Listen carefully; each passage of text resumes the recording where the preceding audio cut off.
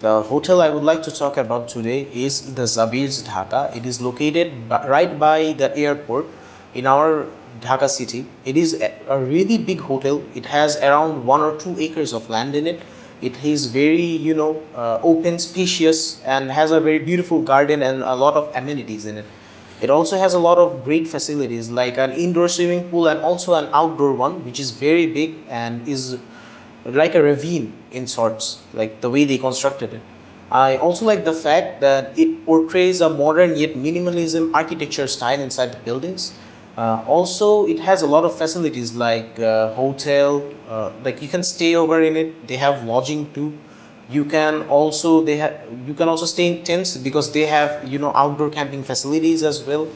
However, the only drawback is it gets very expensive because even though it's an outdoor one or an indoor one and it's not up to that much of a mark, but however, it's very expensive compared to the other hotels which provide the same facilities. It's more of a branding per se, and I would like to end the talk with that.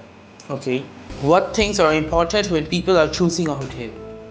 I would say convenience of place. So the hotel I talked about before, I would say like according to convenience, that is a perfect spot because it's nearby to the airport, the shopping malls are nearby, and even if you're a tourist and you're wanting to go and visit places outside of Dhaka like Asan Manzil, or you're wanting to go to Lalmatia or Uttara, those places are very nearby rather than it being very far away. Why do some people not like staying in hotels?